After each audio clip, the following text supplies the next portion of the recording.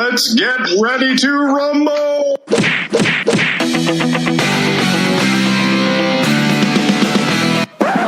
Welcome to Boxing Unwrapped. It's Boxing Unwrapped, cutting our teeth in the boxing world like Cash Ali. I'm Ryan. Good one, Ryan. I'm Andrew. And this week, guys, we've got something a little bit old school, a little bit different for you. Just a little reminder to make sure to keep sharing our episodes. If you could leave us some ratings, that would be absolutely banging. And, share our posts on Facebook. It really just shows how much you care about the Boxing Unwrapped machine. But, Andy, do you want to tell the good people what we've got in store for them this week? I do, and I shall. So the main focus of the topic this week is who the F are the least likely boxing champions in history.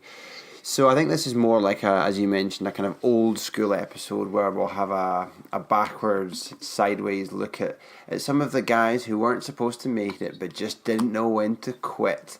And some of the ones who made it that really, really, really shouldn't have done.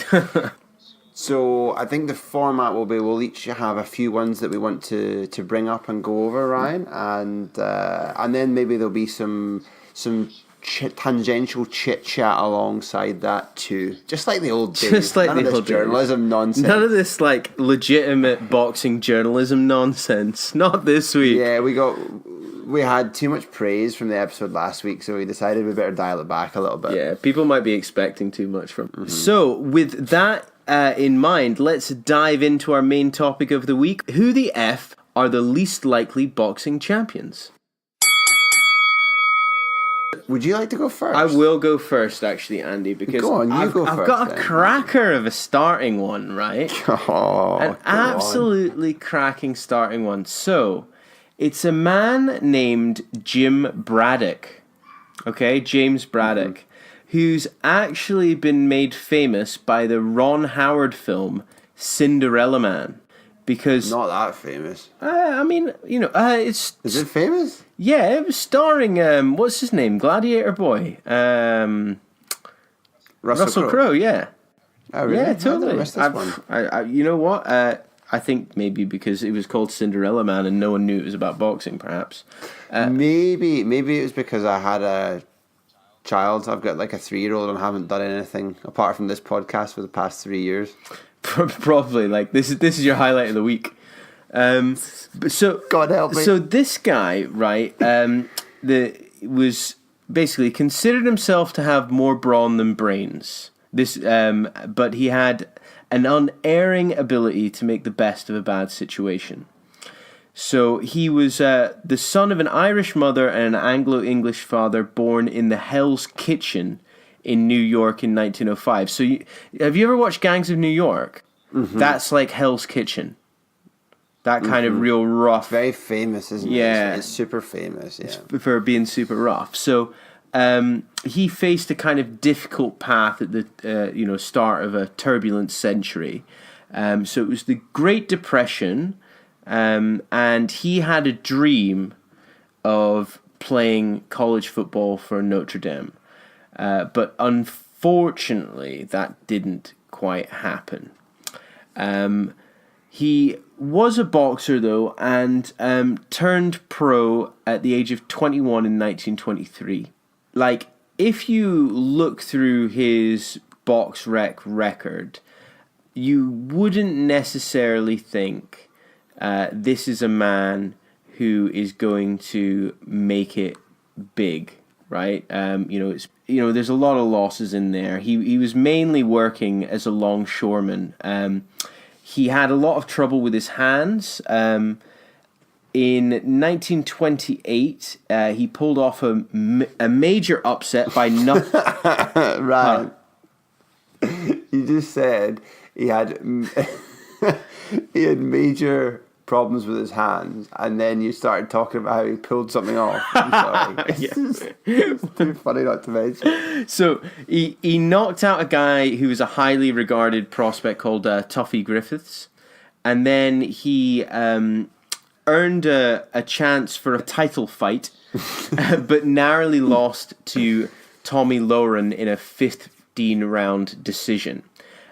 He fractured his right hand in several places during the process, and his next 33 fights were pretty unsuccessful. He only had 11 wins out of them, 20 losses and 2 draws.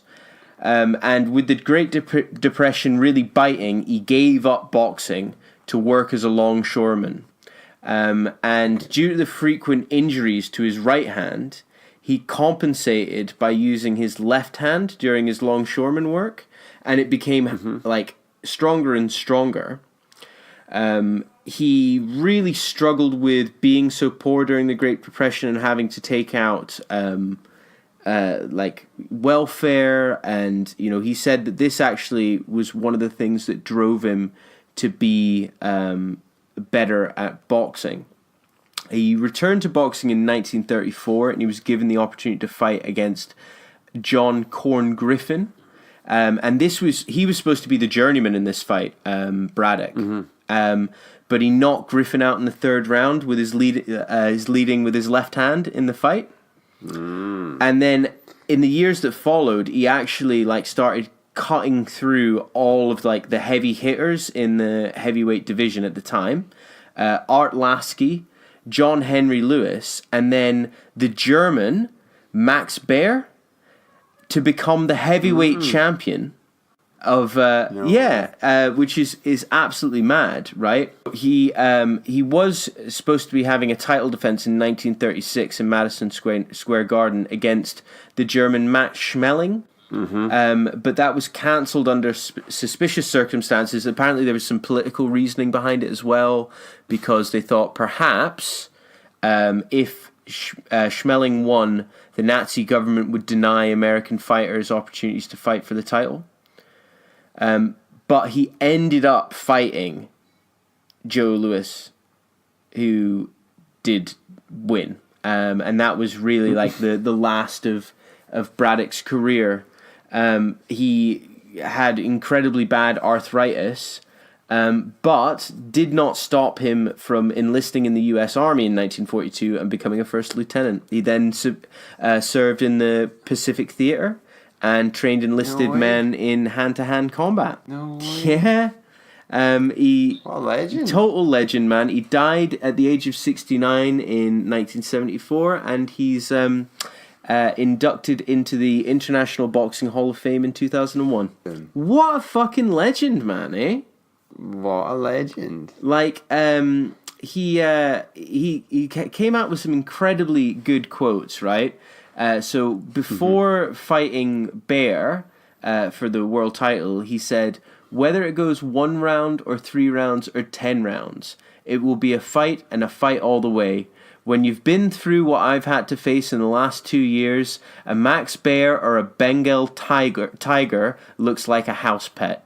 He might come at me with a cannon and a blackjack, and he would still be a picnic compared to what I've had to face." Nice. What a fucking Context legend. is Totally. king, huh? I know, man. I know. So it's actually made me want to watch this film, to be honest. Yeah, I feel like I should watch it too, because I don't know, it does sound vaguely familiar. What was it called? Barf? Cinderella Man. Princess Boy. Princess Boy, yeah. Princess Diaries. Twilight, what? Do you know what? I think it might actually be a good way to get your wife to want to watch the film with you, because if you say it's Cinderella Man, it doesn't necessarily sound like it's a boxing film. I'm assuming that if it's about his travails, then it's going to be fairly gruesome. Yeah, I don't know. I think there's also, it's Ron Howard, so it's probably going to be a little bit artistic. Yeah, and a little bit uplifting, maybe. But you think if it's kind of gritty and realistic, it's going to have a lot of his suffering. Yeah, I think so. I think there might be some tears. I'll give it a go. Probably. Nice. Should I talk about something? Yeah, you go on, man. You go on. Right. Well, from someone who's a legend to someone who's most certainly not. So I thought it would be a nice kind of change of pace then to think about there's different ways to do this, but if at least in recent years, let's reflect on who's regarded as one of the worst heavyweight world title holders ever. Probably definitely within the last sort of 20, 30 years, and probably going back further than that. I did a quick sort of scan through the heavyweights because they're the most visible. Yeah. But there are some like kind of dubious ones. But I think this is the person who should be playing the lottery every week instead because it's so fortuitous. And it's someone that people know relatively well because he's relatively recent, and also because he was the man who Joshua beat to win his first world title. Mm-hmm. That's Charles Martin. Oh, Mr. Charles Martin, yes. Mr. Charles Martin, yeah, which is a weird thing. So, for anyone that's not aware, I think he's universally regarded as one of the worst heavyweight champions, certainly of his generation, but like possibly of all time. The reason he got to become a world champion was because our friend Mr. Fury features in this story once again.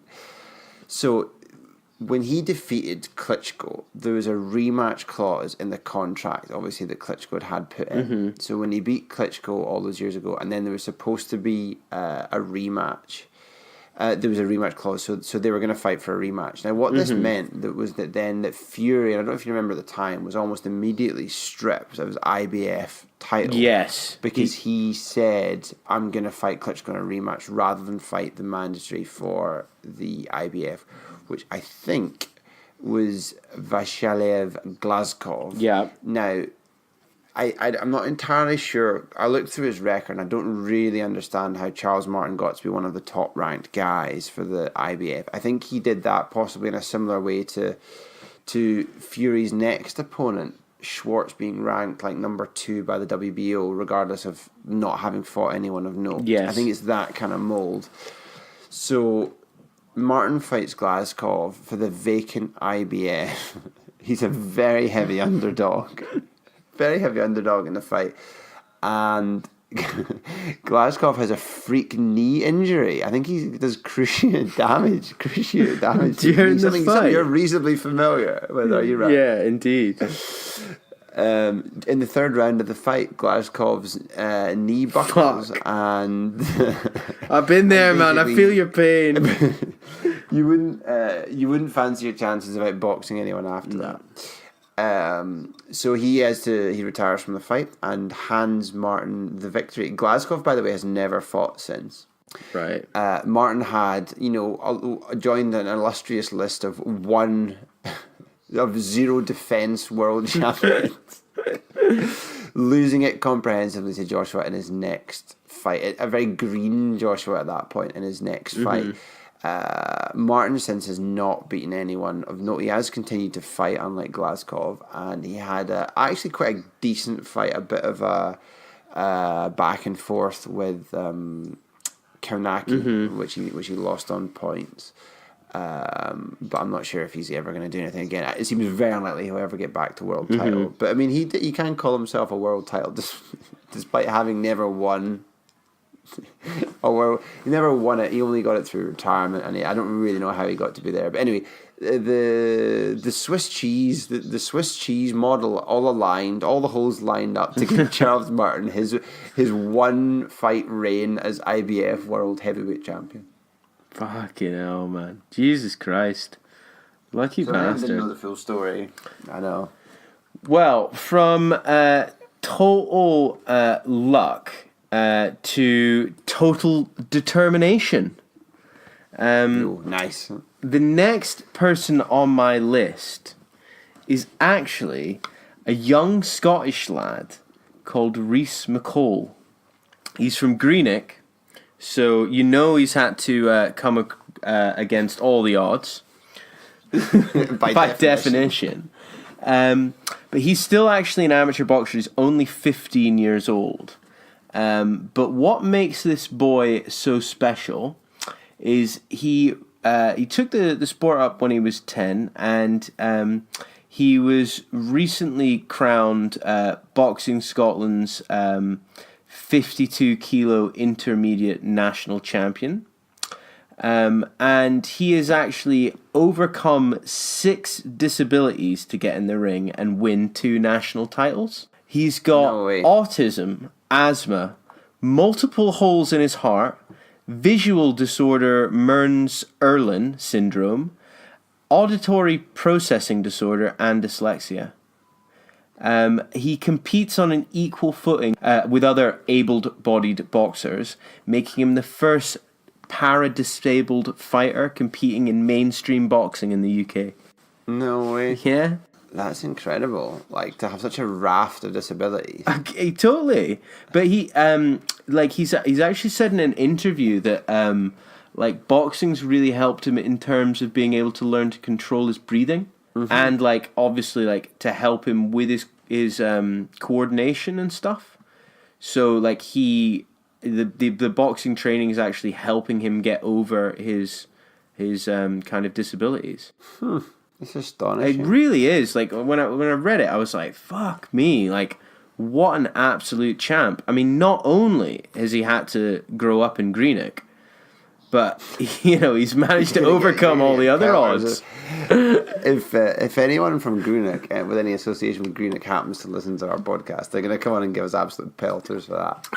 Well, I mean, I don't know. I think I have been. If they can afford to pay their phone bill. Hey!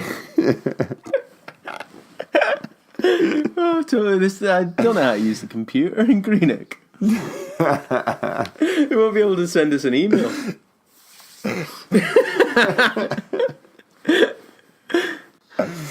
Oh man, right. It's funny because it's true, Andy. It's funny because it's true. It's funny because it's a stereotype that's not got any ring of truth to it whatsoever. No, I know. It's a lovely place, Greenock. Is it? Not after dark. No. Don't be silly. Don't be silly. Did you hear the story about there's a famous story about a guy got in trouble in a bar in Greenock. He went into the bar in Greenock and he asked the bartender, he said, "Can I get a lager tops, please?" And the barman said to him, "Sorry, pal, we don't do cocktails." Oh, fucking hell. Oh, that's good shit. It's good shit. Oh, man. You're free to use that one with your friends, listeners. Actually, when I first heard it, it was genuinely Greenock. It was the inserted place name for that joke. Yeah. And for our American listeners, a lager tops is like when you have a pint of lager and you squirt a little bit of lemonade in the top just to make it a bit more refreshing. It's like a hard man's shandy. Hard man's shandy. That's what they tell themselves in Greenock anyway. Good. Cool. Well, we can segue nicely, just to give him an honourable mention. Danny Jacobs. Seeing as you're talking about overcoming physical disability, Danny Jacobs, aka the Miracle Man, currently one of the top middleweights in the world. I already mention a belt, didn't I? Oh yeah, shit. This is the new Fury. Yes, we've fucking written ourselves into a corner. Damn you, Matt. So anyway, Danny Jacobs is one of the belt holders and also widely regarded, or almost universally regarded as one of the top middleweights in the world. He had a year and a half out of the ring with osteosarcoma, a rare life-threatening form of bone cancer, for which survival rates vary between 30 to 75% based on the detection timing, the point of spread, when it's found and treatment is started. But however you cut it, to come back from that and go on to be a world champion boxer within like a couple of years is pretty astonishing. So to be able to do that without having some physical deficits is pretty remarkable. So hence the nickname for Jacobs as the Miracle Man. Wow. Well, right. Diving back into things that were people who maybe overcome some adversity, I'm going to chat to you about a man that I'd never heard about before called Gypsy Joe Harris. So Gypsy Joe Harris is regarded as one of boxing's most colourful characters and one of the sport's most awkward practitioners. To call him awkward is an understatement. His boxing style was innovative, peculiar, and he was extremely talented. His boxing trainer actually said, as his trainer Willie Reddish said about Harris, he don't make plans because he don't know what he gonna do till he do it. And that's basically like a lot of the awkwardness about him was because actually what he would do is he would just kind of, his boxing style was so strange. He would just do whatever he needed to do, and just fight from all sorts of funny angles. Like, he didn't really have a style. He was also partially blind, and that's really what inspired his awkward style. As he, no matter the angle, needed to keep his left eye, which was his good eye, on his opponent. So he would use quick feet, rapid reflexes, and his unorthodox, like, defensive tactics to kind of reach the pinnacle of the sport. He never actually fought the same way twice. If you watch one of his fights, he doesn't have a style. He just goes in and does what he needs to do.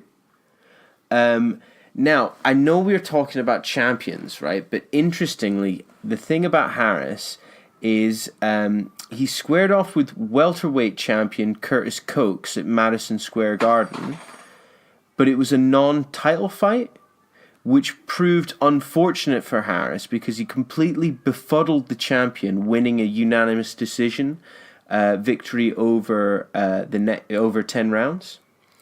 When Coates came out of the ring, he said, "I couldn't jab him. He didn't have a style. He just stands there and acts the monkey. I hit him a few times, but he'd just wobble and come back. He's a tough kid. They gotta give me a room full of money to fight him for the title. There ain't enough to get me to fight him in New York." It's crazy. Like, he didn't, he never lost, he wasn't losing any of his fights, right? Until he actually lost one fight, which was going to be his last, against a man named Emil Griffith, who, interestingly enough, was from the U.S. Virgin Islands. So you know he's good. So you know he's fucking good. No disgrace there. Absolutely. So, but after, that was kind of where his good times actually stopped. Because after a pre-fight physical in October 1968, Harris's license was revoked because they discovered his eye impairment. And with that, he was forced out of the sport he loved. Every hope he had of being a world champion was snatched away. He would spend the remainder of his life lost in drugs and alcohol, resulting in heart failure at the age of 44. Sad, It's really, really sad. Really, really sad. Because, obviously he'd managed all of these fights. So he'd managed 23 fights with one eye.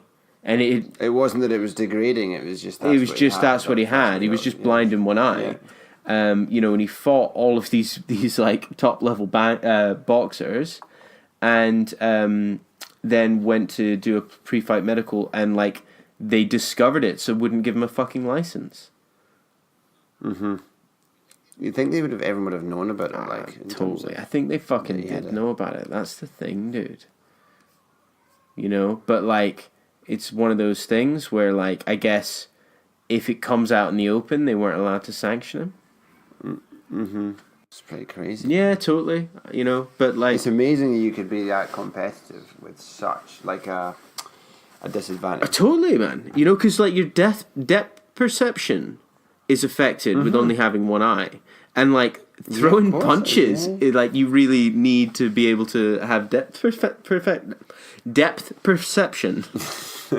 Easy for you. Aye. Way. Wow. Sad. Very sad. Very sad. Right. Shall we do something a little bit different? Shall I do something a little bit Let's different? do it. Always. Okay. So I wanted to talk a little bit about, I guess the main premise of this is the least likely boxing champions in history, and we're picking obviously some of the good personal stories. I wanted to talk a little bit. It won't be a huge surprise to you to talk a little bit about odds. Yeah. Okay. Let's talk about odds.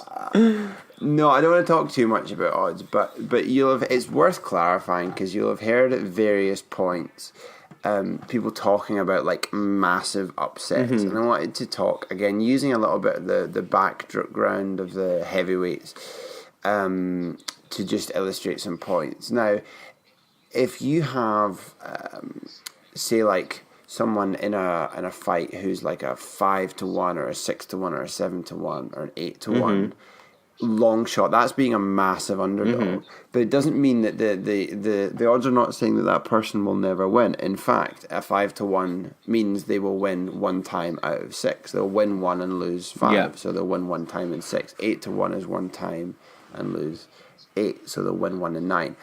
So I mean, again, odds are not always odds are not the same as probability, but they're a kind of rough estimate before they're adjusted, etc. But when you look back at the history of like some of the major bouts, then it can be quite common for boxers to be considered a very, very strong favourite versus a very long underdog. When someone's like a 5, 6, 7, 8, 9-1, and we're talking about things like when Fury beat Klitschko, I think he was maybe like a 6 or 7-1 underdog, 5, 6, 7-1. So people talk about it being the greatest upset in heavyweight history. Well, no. It probably wasn't even the greatest upset in boxing that weekend, because that's not that long odds. It's like he's got like a 15-20% chance of victory, so he's going to win quite often. And by the same token, when Lewis fought McCall, when Oliver McCall beat him in the first fight, Oliver McCall was about 5-1 underdog. Right. Okay. So again, not massive, sort of like, what's that, 16, 17, 18% chance of victory approximately. But one of the ones that does keep coming up that is a genuine like monster underdog, and for two heavyweights that are competing a world title fight, for the odds to be as long as 42-1 is monstrous. And then for that underdog to win, it does represent one of the biggest upsets, because when it's just two men in a ring, especially as you move up the weights, the chances of one winning, or the underdog always has a small chance, because it's a puncher's chance. They can always land that, a puncher's chance. They've always got a chance. So Buster Douglas was 42-1 as an underdog, meaning he would have approximately like a 2% chance of beating Tyson when they fought in Japan, and of course he did. In what's widely regarded as one of the biggest, certainly the most high-profile heavyweight world championship upset of all time, and this was after having been knocked down himself in the 8th round, and his mother dying only a few weeks before the fight. Fucking hell, man! Put it all on the line, got back up from the knockdown, and knocked out Tyson in the 10th. Jesus, man, Jesus. That is like real long odds, like real long odds. That is, yeah. So you'll be hard pushed to find ones much longer. If anyone's got any stories about a world championship fight where the winner was longer odds than that, then obviously please do let us know. But that was pretty long odds. There was a lot of chat about. There was the general comment about Tyson that he faded badly because he had all the super fast twitch muscles, etc. So if he didn't get knockouts relatively early, he was always going to be up against it because of his kind of physiology, because of his body sort of shape and size. He was always going to fade in the second half of fights. And there was a lot of chat that instead of training, he was doing like interviews and chat shows in the lead up to the fight, and he didn't take it very seriously, and that kind of perfect storm stuff. And Douglas fought the fight of his life. So It's interesting. I thought that might be quite that is interesting to interesting. share. That's super interesting. 42-1. So anyone's got any better than that? I couldn't find any with a relatively sort of extensive search. I couldn't find any better ones. But anyone knows any better, let me know. Any more for any more? I do. Yeah? I've got one more kind of interesting one, I think, big one to mention. Right, okay. Someone we talked about a couple of weeks ago, because he retained his not to be mentioned title against John O'Carroll, and he's regarded as the third best super featherweight by the TBRB. Tevin Farmer. Absolute beast. Who's not had the most sort of conventional route to being a world champion. So he started late at 19 and apparently did not take boxing particularly seriously. In his first 8 fights, he amassed a 4-3-1 record, which is not the hallmark of a future champion either. In a sort of 18-month period before winning the world title, he had a number of what can only be described as mishaps that make his eventual capturing of said world title all the less likely. Hit me, I'm very intrigued. Firstly, while holidaying in Puerto Rico and wearing trainers, he was swept along in some underwater currents that quickly dragged him to the bottom of an underwater cave. What? Got dragged down into an underwater cave in Puerto Rico while wearing lead-weight boots. Fucking hell. Or at least waterlogged trainers. Fucking hell. The only reason he survived was he couldn't get himself out, but the only reason, because it was pitch black in the underwater cave, one of the fast-thinking team members, one of his training team, knew that Farmer's iPhone was waterproof. And he grabbed Farmer's iPhone, activated the torch function, and went in after him and used the torch. This sounds like an iPhone advert, does it? Used the torch to be able to retrieve him inside the pitch black underwater cave to then get him out before he drowned. Jesus Christ, man. The drama for Farmer continued. In a sort of his next outing in like a tickover fight, he completely tore one end of his right bicep, so the muscle completely detached at one end from the bone and like sprung up like a retracting gecko tongue. Fuck! I think that happened to David Hay, didn't it? Oh, it maybe did. Yeah, because David Hay was fell down some steps and he tore his bicep. I don't know if it was exactly like as severe as that, where one end actually completely detached from the bone. Horrible, like. So he turned up back to training after having the surgery to reattach his right bicep with his right arm in a brace, and then proceeded to do pad work with his left hand only. Fucking hell, what a legend. Jesus Christ. What a guy.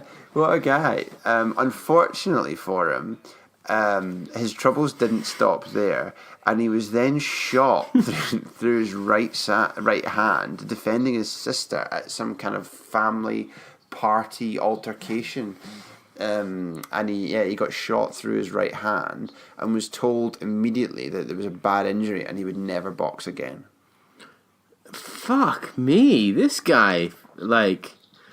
This guy's got it. Yeah, man. He's got it. Bad juju. In his first world title fight, he faces Kenichi Ogawa and loses a highly controversial decision for the title, where basically most observers thought that he should have been given the decision, but he lost it to Ogawa, which is then subsequently changed to a no contest after a failed drugs test for Ogawa. But before he knew that, on the flight back from the fight, which I think was in Japan, he suffers a panic attack where he then thinks he can't breathe anymore, and he sits there like panicking and struggling to be able to breathe in the chair on the plane.